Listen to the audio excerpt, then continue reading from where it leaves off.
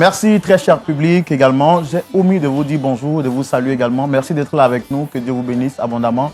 Merci pour vos applaudissements. Et c'est d'ailleurs avec ces applaudissements que nous avons reçu notre sœur Mélissa. Shalom. Shalom, frère Roland. Comment est-ce que vous allez? Je vais très bien. Ça va bien, j'espère? Pas parfaitement. Pas parfaitement. Mais on est sûr qu'avant que vous ne puissiez retourner chez vous, les choses iront pour le mieux. C'est ce qu'on espère, en tout cas par la grâce de Dieu. Alors avant de commencer, je voudrais rapidement faire les présentations. Je suis le frère Roland. Et juste en face, vous avez le pasteur Jean-Yves Toumou. Vous m'avez dit que vous êtes habitué à l'émission, donc sûrement que vous le connaissez. Le pasteur Jean-Yves Toumou, pasteur consultant sur cette émission. Et puis, juste à ses côtés, vous avez également le pasteur Nadine, qui nous vient du Canada, qui sera là et qui est là avec nous aujourd'hui, qui va écouter votre histoire attentivement, pas dans l'optique de vous juger, mais de comprendre ce qui s'est réellement passé et vous apporter des conseils à la lumière de la parole de Dieu. Je voudrais déjà que vous vous sentez relax, tranquille, parce que vous êtes chez vous à la maison. On n'est pas ici pour vous condamner. Notre rôle, ce n'est pas cela, c'est de vous écouter et vous donner des conseils à la lumière de la parole de Dieu. D'accord? Merci, frère. D'accord. Je rappelle donc que vous êtes sœur Mélissa, vous êtes âgée d'une bonne vingtaine d'années et vous êtes chrétienne au sein d'une assemblée. Je rappelle également que vous êtes mariée et mère d'un enfant. Merci. Super. Alors, parlez-moi un tant soit peu de votre foi chrétienne. Je l'ai dit, vous êtes chrétienne, mais depuis combien de temps déjà que vous pratiquez la religion chrétienne? Merci, frère Roland. J'aimerais remercier aussi LMTV, ce qu'ils apportent. Pasteur, tout le monde entend, j'espère. D'accord. Écoutez, je sais que ce n'est pas facile, d'accord, mais s'il vous plaît, faites l'effort de parler un peu plus fort. Je l'ai dit, hein, vous avez le pasteur Toumou, pasteur Nadine, des frères et sœurs dans la foi. Et derrière ces caméras, il y a des milliers de personnes qui suivent votre histoire. On n'est pas là pour vous condamner. Rassurez-vous. On veut comprendre qu'est-ce qui vous arrive et pourquoi vous êtes ici avec nous. Donc, en fait, allez-y, parlez plus fort. Allez. La gorge nouée.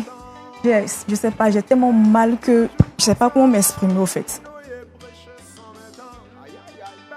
Ça va aller. Nous, on est avec vous. On vous aide à monter ensemble, à monter cette pente. Donc, sachez que vous n'êtes pas seul.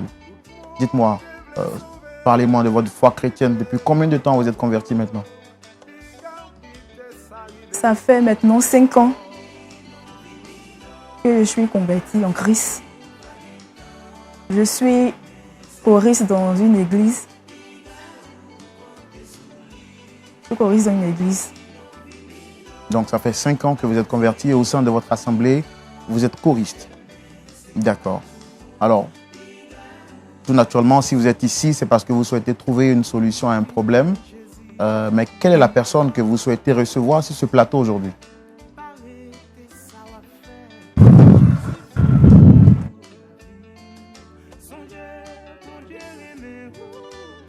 Frère Roland, c'est difficile pour moi.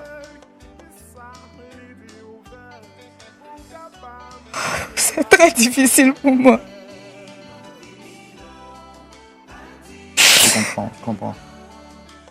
Je comprends vraiment. Que le Seigneur vous fortifie, c'est pas facile, je le sais.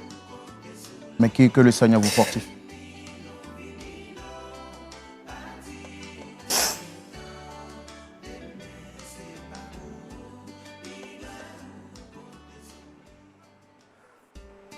Il s'agit de mon époux, Monsieur Laurent.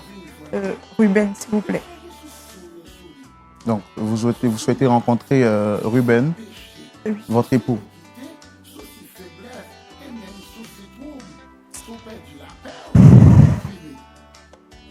Regardez-moi. Écoutez, je sais que ce n'est pas facile, moi je comprends la situation que vous vivez actuellement, mais il faudrait que vous fassiez l'effort d'être forte. D'accord? Déjà, vous avez fait un grand pas. De quitter chez vous jusqu'à venir ici pour parler en public, c'est déjà quelque chose de merveilleux.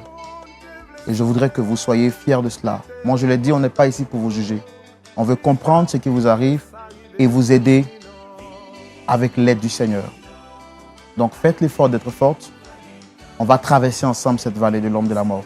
Vous n'êtes pas seul du tout, ok?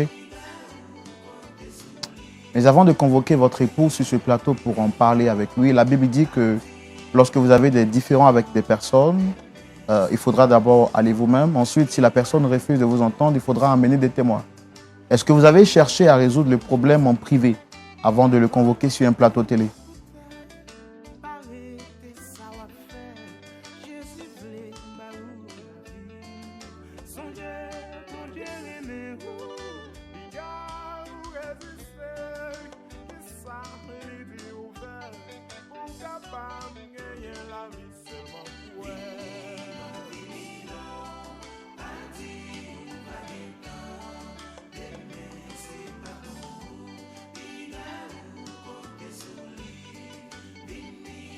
Vous l'avez dit, vous espérez que Point d'accord réussira à vous réconcilier. Et pour savoir ce qui s'est réellement passé, on le fera tout de suite dans notre rubrique Le grand déballage, et c'est maintenant. Voilà. Madame, je reviens à vous. Vous avez dit tout à l'heure que vous espérez que Point d'accord puisse vous aider à vous réconcilier, bien entendu avec l'aide du Seigneur. Mais qu'est-ce qui s'est réellement passé entre vous et votre mari?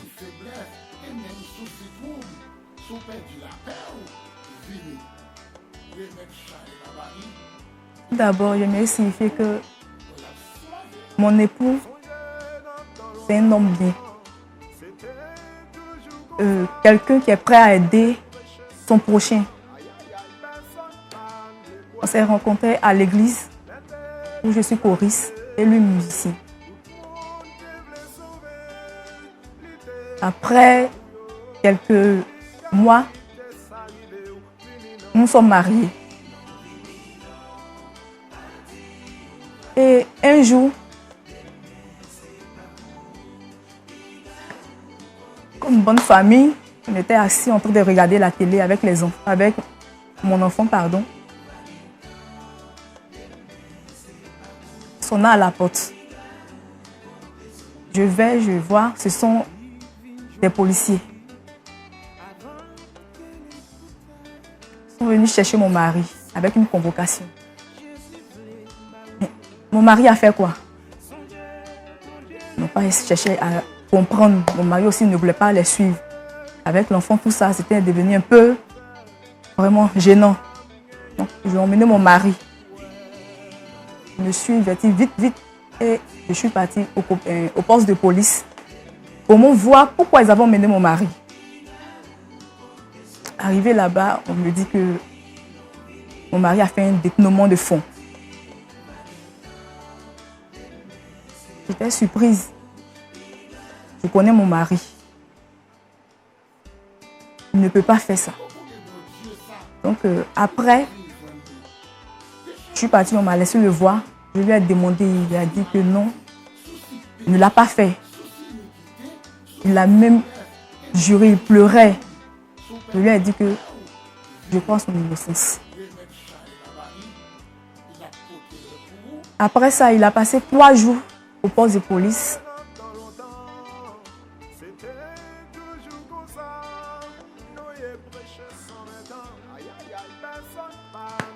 Ils ont déféré, jugé, condamné pour 5 ans de prison. À partir de là, ma vie a été basculée.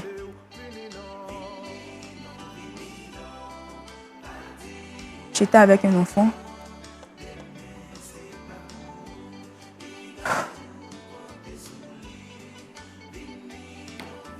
Ça commençait à être difficile pour moi, même pour nourrir mon enfant. Il me manquait même de la nourriture à la maison. Comme on le dit, c'est dans les difficultés qu'on voit les meilleurs amis. Je n'ai vu personne, même les amis de mon mari, tous mes amis, tout le monde m'avait tourné le dos.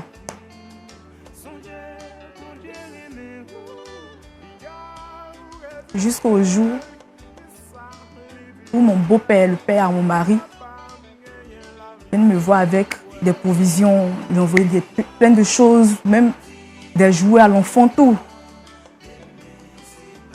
J'ai rendu grâce à Dieu parce que depuis mon mariage avec mon mari, il n'a même pas assisté au mariage. Je ne l'ai jamais vu. J'ai même demandé à mon mari, mais pourquoi ton père ne vient pas, pourquoi il n'est pas venu à notre mariage? Il a dit de laisser tomber. C'est une histoire, il n'a pas envie de rentrer dans les détails. Mais je sentais que C'était un peu fou entre eux. Ok, c'est mon beau-père, il vient à la maison. Il venait peut-être même 4 fois dans la semaine. Il peut venir, défiler, il envoie des provisions. En tout cas, j'étais là, j'étais heureuse. Je dis, ah Seigneur, merci. Ça, c'était pendant que votre mari a été emprisonné.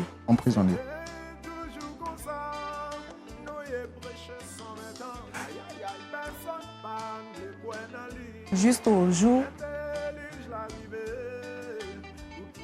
Oh, Seigneur.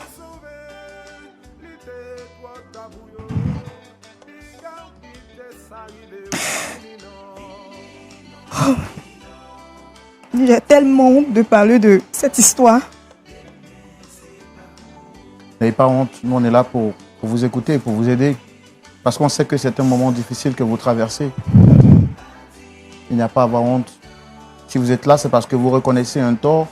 Et en Afrique, on dit une faute avouée est à moitié pardonnée. Donc, nous, on n'est pas là pour vous juger. Qu'est-ce qui s'est passé par la suite? Dites-nous.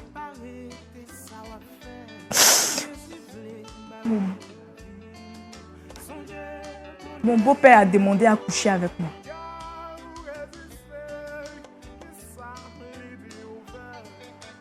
Attendez, vous dites que votre beau-père a demandé à coucher avec vous? Oui.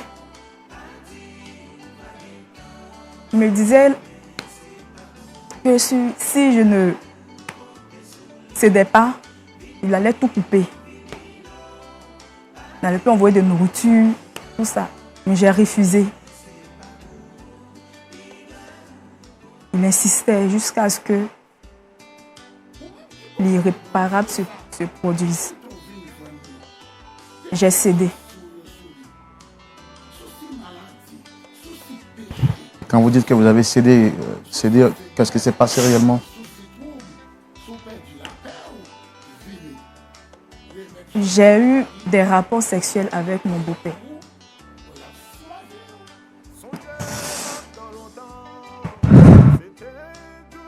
Alors, quand toutes ces situations avaient commencé à vous arriver, est-ce que vous avez pris le temps d'en parler à votre pasteur? Non, j'ai pas pu. Il m'avait demandé de garder le silence. Puisque c'est un homme puissant et riche. Et je l'ai écouté. C'est parce que vous aviez peur de lui? C'est un homme puissant.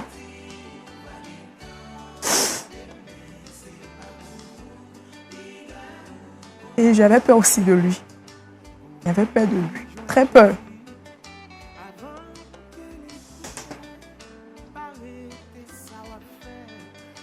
Suite à cela,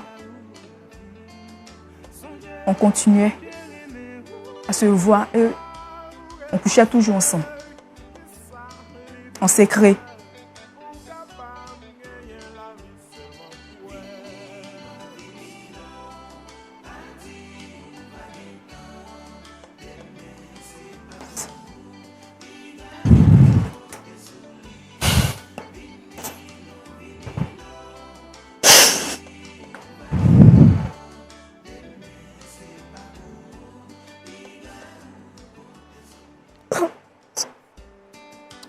Alors, qu'est-ce qui s'est passé par la suite après ces temps de rapport?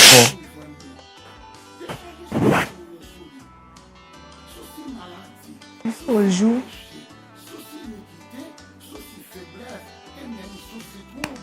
un soir, on était à la maison, mon beau-père et moi, dans la maison de mon mari.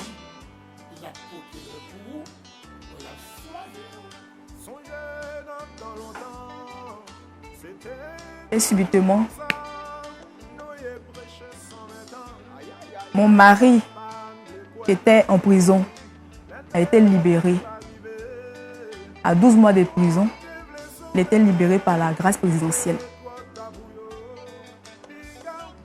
Donc ça veut dire qu'il était condamné pour combien de temps au départ? 5 ans. Et au lieu de 5 ans, il a fait que 12 mois. 12 mois. Libéré par grâce présidentielle. Oui, oui, c'est ça.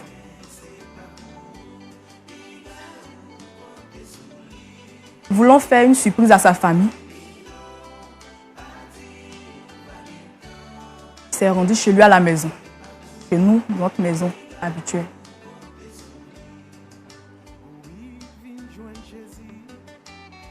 Et c'est là que il nous a surpris, moi et son père, dans le lit conjugal.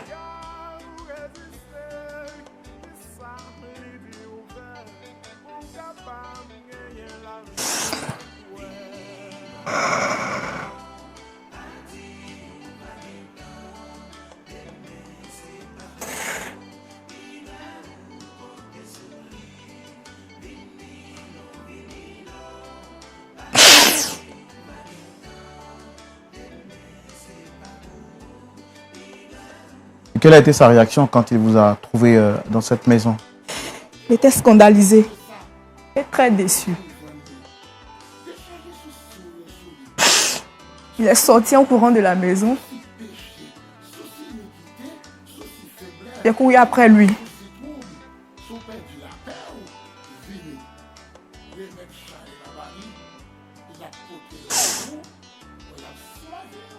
Il était déjà parti. Et votre beau-père, en ce moment-là, comment est-ce qu'il se sentait? Qu'est-ce qu'il a dit?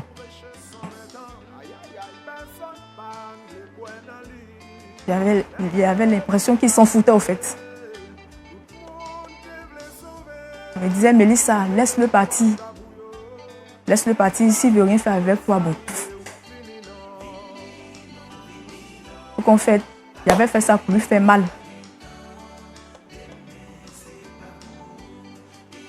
C'était utilisé pour faire mal à mon fils parce qu'il m'avait désobéi. Qu'est-ce que votre beau-père a dit? Il s'en foutait.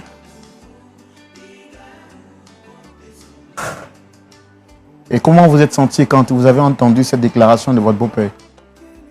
Choquée, embarrassée. Et j'avais honte de moi-même. Parce que j'ai trahi mon mari.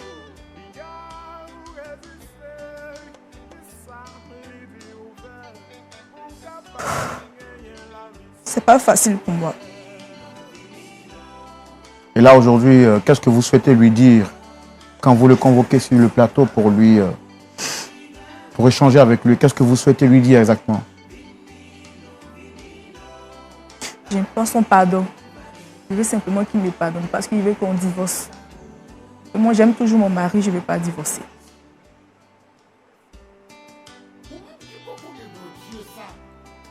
Je ne veux pas divorcer. Et c'est quand la dernière fois que vous l'avez vu de visu, physiquement, vous l'avez vu de visu, je veux dire physiquement? Je ne me rappelle pas trop, mais ça date d'un peu longtemps. Et si ce soir, il refuse de vous accorder le pardon, quelle sera votre réaction? Déçu, mais au moins j'aurais essayé. Alors, nous, on a tout fait pour entrer en contact avec votre époux. On va le faire revenir tout de suite. Mais est-ce que vous êtes prête à l'affronter là dans les yeux pour lui demander pardon? Est-ce que vous êtes prête, après tout ce temps, à le revoir et lui regarder droit dans les yeux? Oui. Oui. C'est difficile, mais je vais essayer.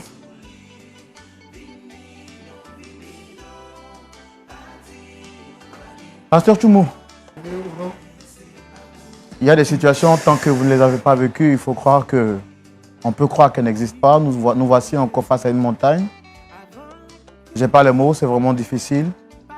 Mais bon, je pense qu'on va essayer de faire venir son époux pour tenter de trouver un point d'accord. Okay. Est-ce qu'il acceptera de pardonner à celle-là même qui l'a blessé, qui l'a trahi, grave, qui a couché avec son père? Mais la suite de l'histoire nous le dira. Public, merci de recevoir l'époux de Dame Mélissa sous vos applaudissements, s'il vous plaît.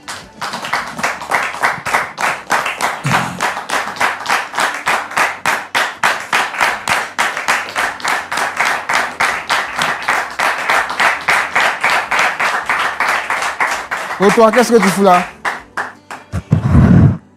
Mais attendez, qu'est-ce que fout là, cette dame? S'il vous plaît, monsieur. Monsieur, s'il vous plaît. Non, monsieur. Installez-vous, s'il vous plaît. Non, C'est impossible pour moi de m'asseoir. Parce que cette dame, c'est une sorcière, une égoïste. C'est la dernière femme que moi j'ai envie de voir sur cette terre. Elle est très égoïste, une sorcière très méchante. Elle m'a fait assez de mal. Je refuse de la voir. Je refuse. Je comprends ce que vous dites, s'il vous plaît. Ne me touche pas, ne me touche pas, ne me touche pas. Pardon. Écoutez, madame, s'il vous plaît, on va essayer de se rasseoir. Faites l'effort de vous rasseoir, s'il vous plaît. Monsieur, s'il vous plaît, je vous explique tout dans le détail, mais s'il vous plaît, rasseyez-vous. C'est un peu difficile pour moi, monsieur. Je vous demande Mais pardon. pour le respect que j'ai pour votre personne.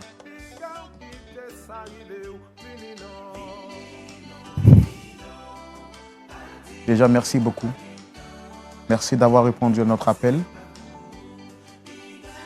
Alors, vous êtes sur le plateau de Point d'accord. C'est une émission qui tente de trouver des solutions à des problèmes difficiles.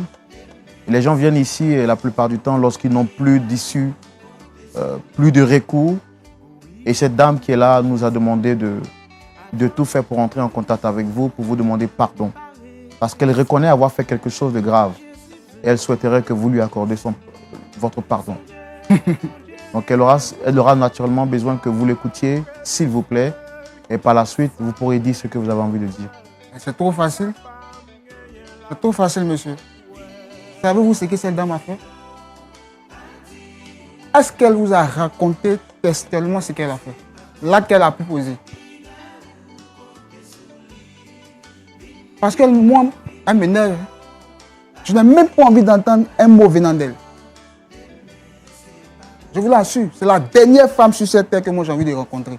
Voir de mes deux yeux. Elle m'a fait assez de mal. Assez. Et je souffre dans mon être. Elle m'a poignardé. Quand je pense à notre enfant, j'ai mal. Je me dis, cet enfant, quand il sera plus grand, qu'est-ce qu'il va penser?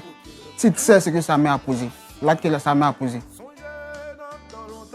Seras-tu fier d'elle? La question reste posée. Alors tout à l'heure, c'est vrai que vous m'avez demandé est-ce que je sais ce qu'elle a fait. Nous avons eu le temps d'écouter son récit. Je pense que il faudrait également entendre votre part de vérité. Qu'est-ce qui s'est réellement passé? Je rappelle que vous êtes Monsieur Ruben, si je ne me trompe, c'est bien cela. Et vous êtes entrepreneur. C'est exact. Moi, je suis le frère Roland. Juste en face, vous avez le pasteur Jean-Yves Toumou. Et le pasteur également, le pasteur Lindsay, c'est ça? Et des frères et sœurs dans la foi. D'accord. Comme je l'ai dit, c'est un plateau où nous essayons de trouver des solutions aux problèmes difficiles que traversent les gens. Et cette dame que vous avez reconnue tout à l'heure sur le plateau, Dame Mélissa, a souhaité vous demander pardon. Nous avons écouté sa version, mais je voudrais vous demander à vous également qu'est-ce qu'elle a fait exactement quand vous dites qu'elle est une sorcière. Que s'est-il réellement passé? Alors, M. Roland, sachez que j'ai été condamné à 5 ans de prison pour une histoire. Jusqu'à présent, je me sens innocent. Et j'ai passé 12 mois en prison, toujours en prison. Et par la grâce de Dieu, j'ai bénéficié d'une grâce présidentielle. Alors, tout heureux, moi, je décide de regagner ma famille, ma maison. Voilà, voir ma femme. Celle que j'appelais femme, ma tante femme, Mélissa, et notre fils. Et arrivé à la maison, à ma grande surprise,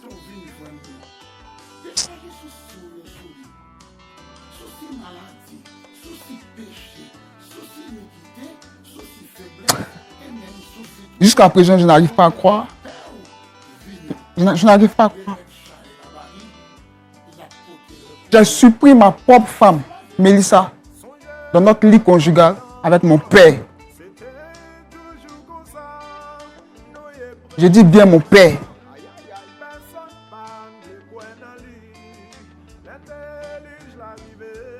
À ma place, quel serait votre sentiment? Pour quelqu'un qui a passé 12 mois en prison, qui a été condamné à 5 ans, il revient et qui se voit copifié par son propre père, pas une autre personne, ni son frère, ni un ami, mais par son père. C'est-à-dire la personne dont le sang coule en moi, dont je porte le nom.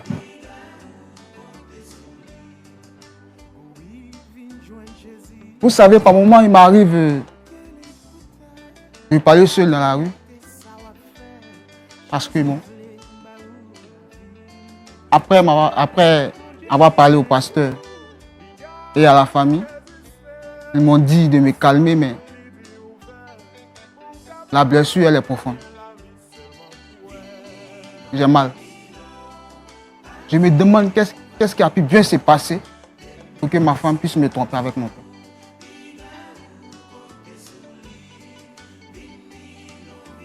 Mais je me dis, est-ce que me suicider pourra arranger la chose? Laisser notre enfant orphelin de père. L'enfant, il est petit, il ne sait rien. Non, jusque là, moi, j'attends vraiment de savoir qu'est-ce qui a pu bien se passer. Et quelle a été votre réaction à la suite de cette mauvaise surprise? Après avoir vu l'acte, je n'ai pas dit un mot. Je suis sorti de la maison, tout triste. Et quelques jours plus tard, je suis allé voir le pasteur, la famille de cette dame,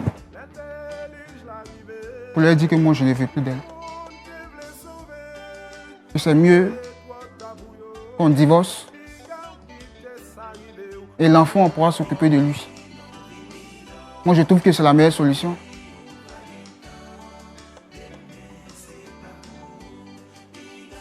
Je ne me vois pas entrer et vivre encore avec une femme qui m'a trompé avec mon père. C'est trop fort pour moi.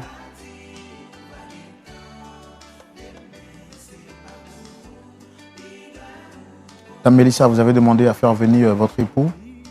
Je vois que ce n'est pas facile pour vous, malgré vos larmes qui coulent.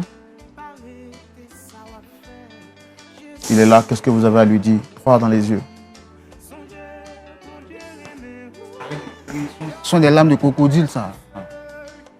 Arrête ça.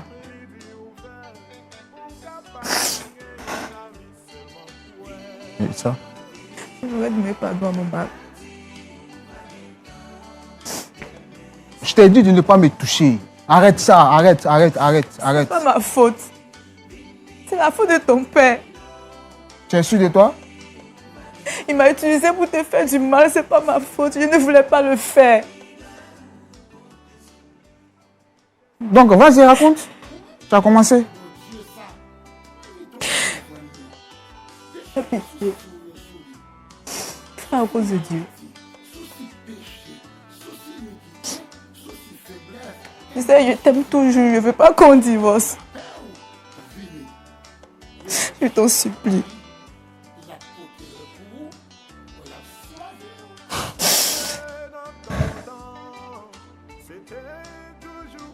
Dame Mélissa, faites l'effort de vous rasseoir, s'il vous plaît.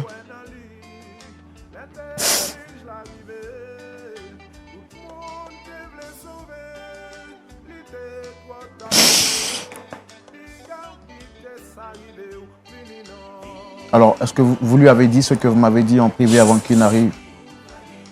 Concernant l'acte de son père, qu'est-ce que vous m'avez dit en privé?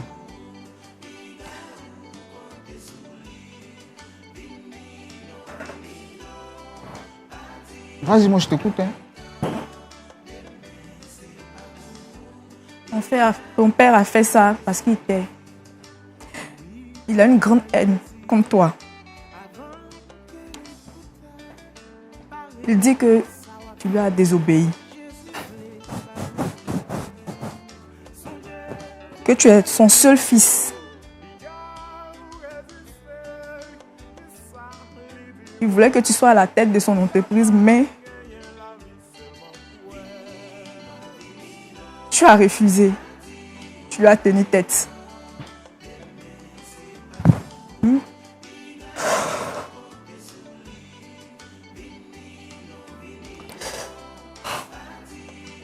Même ton emprisonnement, il a la tête. Tu dis quoi? C'est mon père qui a formaté ce coup pour que je parte en prison.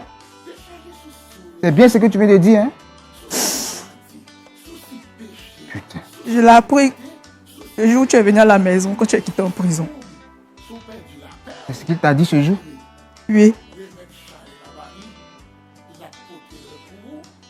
Pour le seul fait que je n'ai pas voulu travailler dans son entreprise, que j'ai voulu voler de mes propres ailes. C'est vrai, je ne t'ai pas dit qu'il y avait des embrouilles entre mon père et moi. Ça, bien sûr. Voilà l'une des principales causes de son absence lors de notre mariage. Mais je ne pensais pas qu'il pouvait réagir de la sorte. Est-ce que vous croyez votre père capable de faire ça?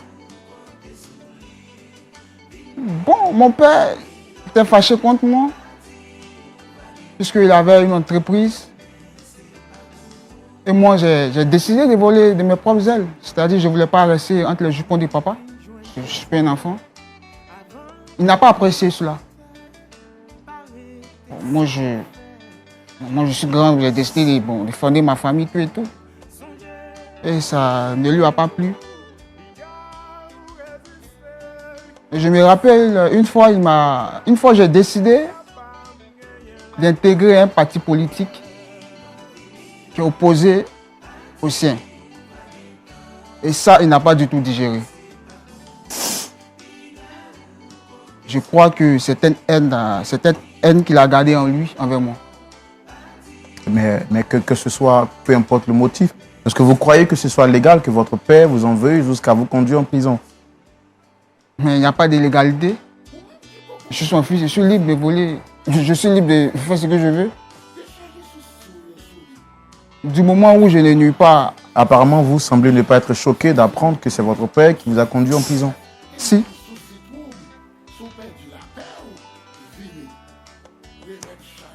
Ça aurait pu être quelqu'un d'autre. Est-ce que vous croyez votre père capable de le faire? C'est difficile. C'est difficile. Mais comme je vous l'ai dit, quand je me ressasse certaines choses dans le passé, j'ai un pansement au cœur qui me dit que vraiment, il est capable de faire cela. Et si ce que ma femme dit est exact, alors vraiment, et une humaine ne sait pas. Son propre enfant, je ne trouve pas ça vraiment joli. C'est méchant.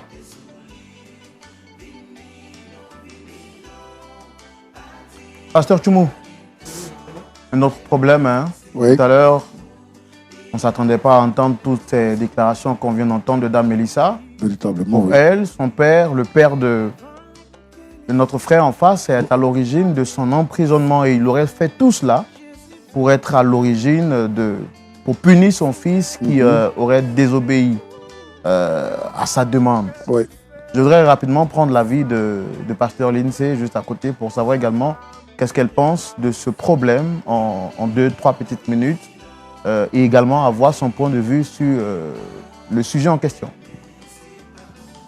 De ce que je peux entendre, ici, il y a vraiment 2 personnes blessées, vraiment meurtries dans leurs émotions. En fin de compte, tous les 2, vous avez été trahis. D'un côté, madame par le beau-père et monsieur ici par son épouse et en plus par votre père.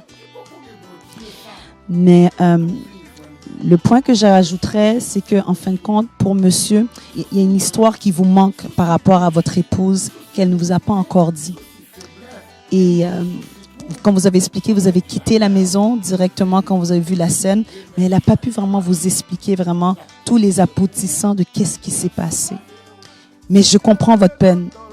Mais avant de prendre une décision, en tout cas moi, pour ma part, vous devriez encore vous rencontrer, vous parler et analyser ensemble vraiment tout ce qui s'est passé, comment tout cela est arrivé.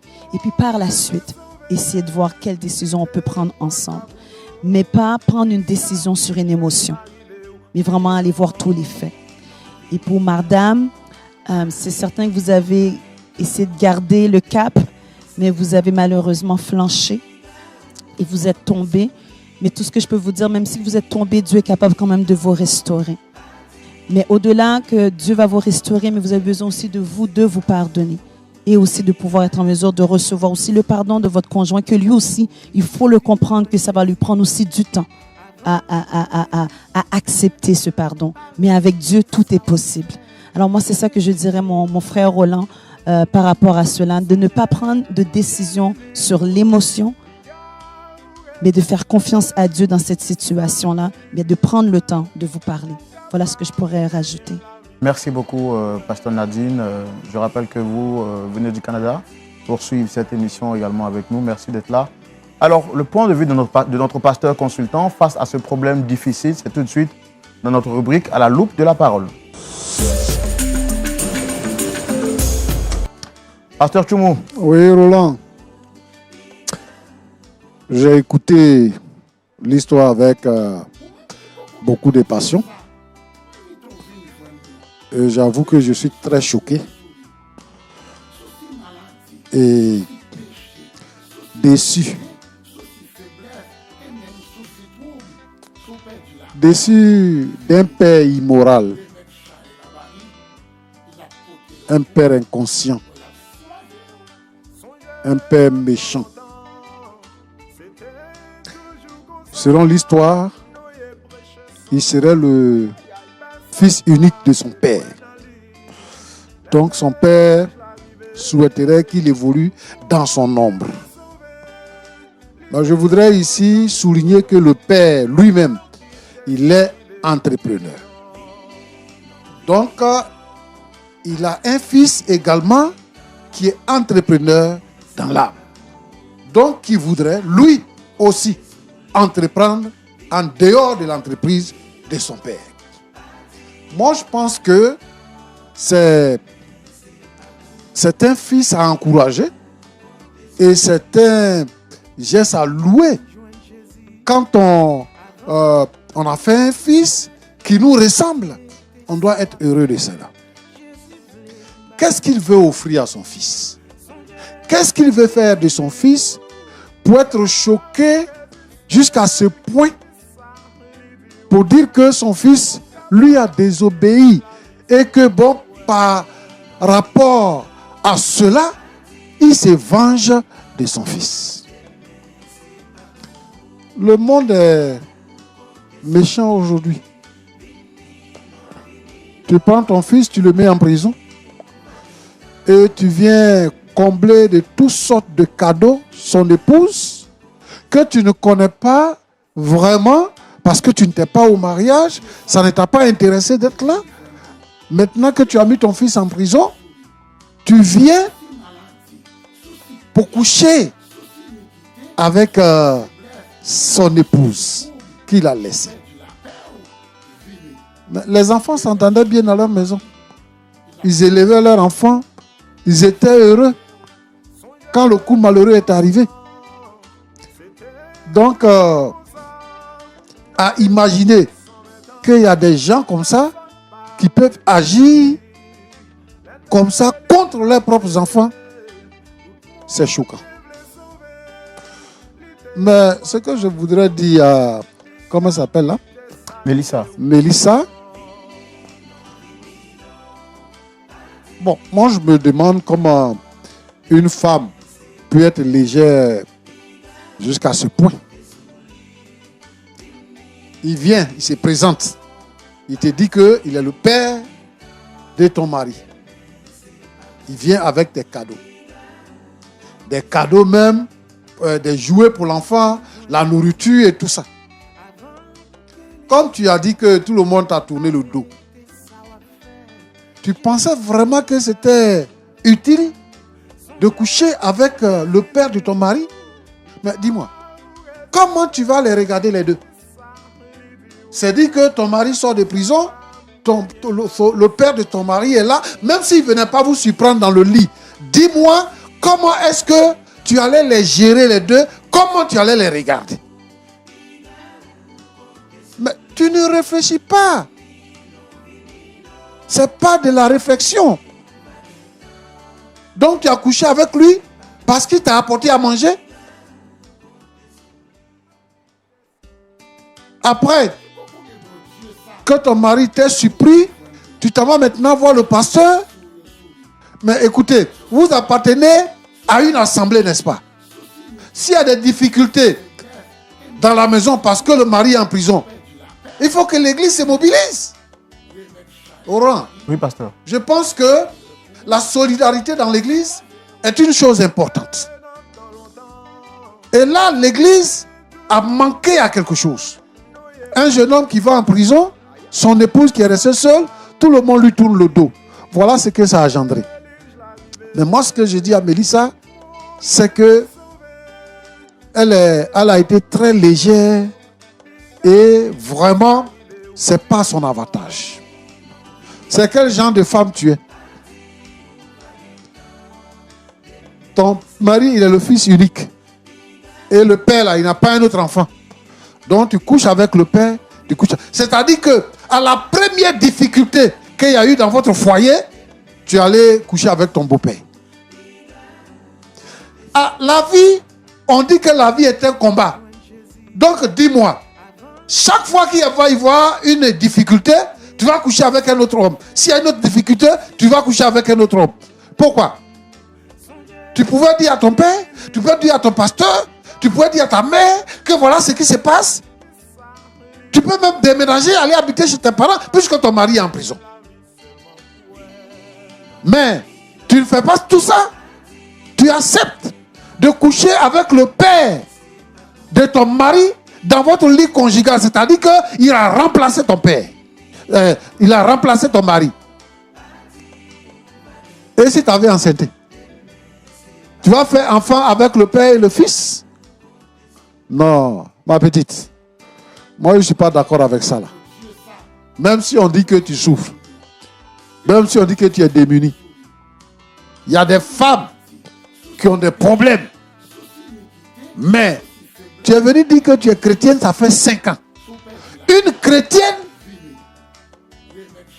qui vit dans la foi, qui connaît le Seigneur Jésus-Christ, qui sait qu'il peut avoir des difficultés, qui peut les surmonter.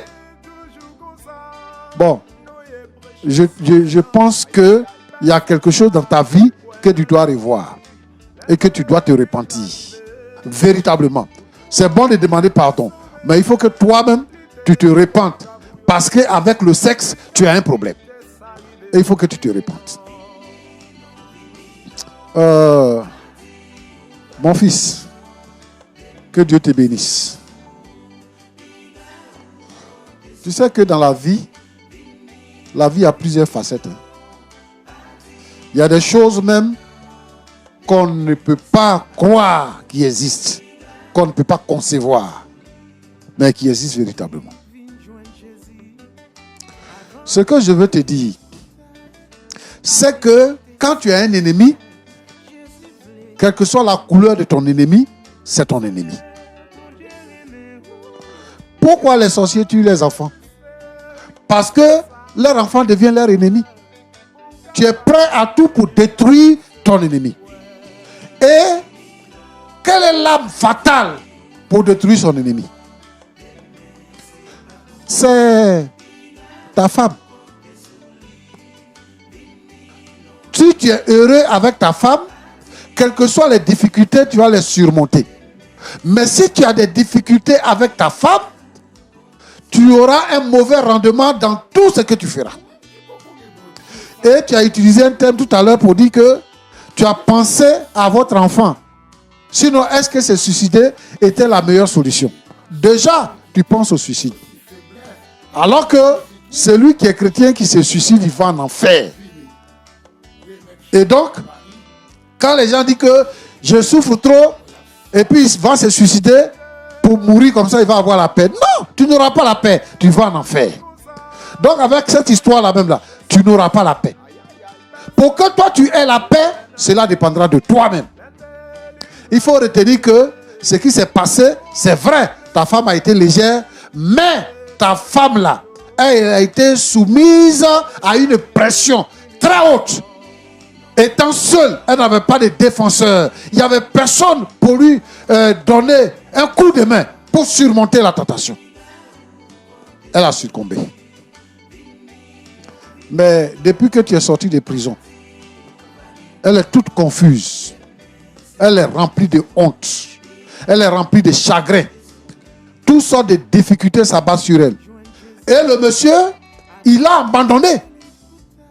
Parce qu'il lui a dit, laisse-le partir. Parce que c'est moi qui l'ai mis en prison. Et j'ai couché avec toi pour lui faire mal. Pour vous séparer. Pour que tu souffres. Et c'est ce qui se produit actuellement. Moi, je pense que quand on sait qu'on a un ennemi commun, il faut se mettre ensemble pour le combattre. Si on se met ensemble pour le combattre, c'est fini. On va remporter. Lui, il a commis un acte pour te détruire. Toi, tu n'es pas un destructeur. Tu n'es pas comme lui. Moi, ce que je te demande, c'est que tu pouvais ne pas le savoir. C'est-à-dire quand tu es sorti de prison là, si tu ne l'avais pas trouvé à la maison, et que ta femme, que tu étais dans la maison, il ne pouvait plus venir, donc ta femme ne t'avait pas dit qu'il s'était passé quelque chose comme ça, et tout ça, tu pouvais ne pas le savoir.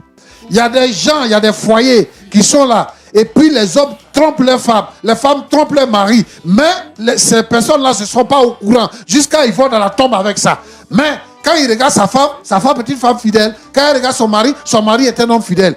Dieu a révélé cela pour que tu le saches, et que désormais, tu saches marcher. Parce qu'après ça, c'est la mort qui allait venir. Moi, je pense qu'il faut te mettre avec ta femme. Il faut lui pardonner ce qui est arrivé. Dans la vie, tout peut arriver. Et ça, c'est arrivé. Mais vous pouvez surmonter. Si tu la laisses là, tu gagnes quoi? Tu vas gagner le chagrin. Tu vas gagner la douleur. Mais tu peux abandonner. Tu peux renoncer à la colère. Tu peux renoncer à la douleur. Tu peux effacer de ta mémoire la trahison de ce qui est arrivé. Pardonner à ta femme et recommencer une nouvelle vie. Je veux dire quoi? Que le monde d'aujourd'hui, les gens ont refusé de marcher avec le Seigneur Jésus-Christ. Les gens ont rejeté Dieu. Et les gens ont remplacé Dieu par le mal. Ils appellent mal bien et ils appellent bien mal. Aujourd'hui, tu vois les homosexuels, tu vois les lesbiennes, tu vois les gens qui couchent avec les enfants, des pays développés qui veulent même voter des lois pour ne pas que ce soit un crime de violer une femme. Alors, le monde est détruit. Ouais, ce que nous voulons enseigner aujourd'hui, c'est de dire aux chrétiens d'être vigilants. C'est de dire aux uns et aux autres d'être vigilants parce que le diable est déchaîné. Et le diable n'a pas de couleur. Il utilise tout le monde. Il peut utiliser ton frère, il peut utiliser ta mère, il peut utiliser ton père, il peut utiliser ton pasteur, il peut utiliser ton ami intime. Et son but, c'est de détruire. Il voulait détruire un foyer. Et aujourd'hui, beaucoup de foyers sont en danger de destruction. La plupart des gens qui nous appellent, c'est pour dire que je veux divorcer, je veux divorcer, je veux divorcer. C'est ce que le diable veut. Et nous disons ici, non au divorce. Nous ne voulons pas le divorce. Merci. Quelle que soit la faute, il faut pardonner. Parce que nous ne sommes pas comme les autres. Nous sommes chrétiens. Alors moi, je t'appelle parce que ta femme est venue nous voir. D'abord avec beaucoup de difficultés. Elle-même, elle a honte de prononcer ce qu'elle a dit. Mais venir sur un plateau de télévision pour pouvoir dire ce qu'elle a dit, pour demander ta clémence, parce qu'elle a dit qu'elle a tenté dehors avec le pasteur, ça n'a pas fonctionné. Et elle pense que ici ça peut fonctionner. Nous disons non au divorce et nous disons oui au pardon. Et nous disons oui à la présence de Dieu dans les foyers. Alors je voudrais que vous puissiez entendre mon message et changer votre position. Que Dieu vous bénisse. Merci beaucoup, pasteur Tchoumou. Vous avez dit, nous disons non au divorce, nous disons oui au pardon. Et le pasteur l'a dit, il faudrait que vous puissiez, il souhaiterait que vous entendiez son appel pour pardonner. Je voudrais vous redonner la parole, très cher monsieur, pour savoir qu'est-ce que vous avez à dire à la suite de ce que le pasteur Tchoumou vient de dire. Alors, monsieur Roland,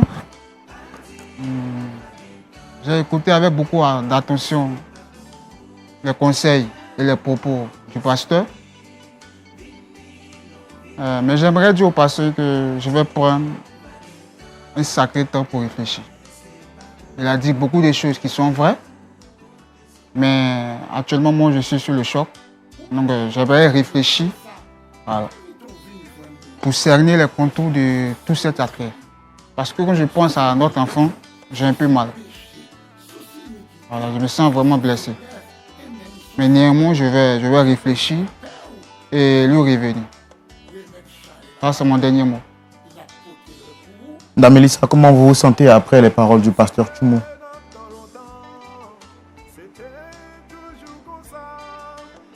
Au début, c'était un peu difficile, mais je me sens un peu soulagée.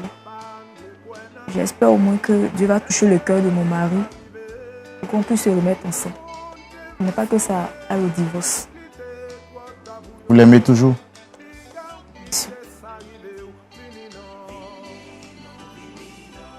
Monsieur, est-ce que vous aimez toujours votre femme?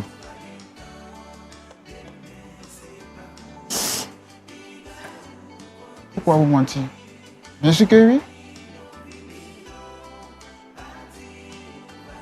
Mais vous souhaitez avoir du temps? Depuis l'acte en question, est-ce que vous avez revu votre père? Non, non. Lui, franchement, ça va être difficile pour moi de le revoir. Parce qu'ils m'ont envoyé en prison, c'est comme s'ils souhaitaient ma mort. En fait, en prison, tout peut se passer. J'ai vécu des choses là-bas.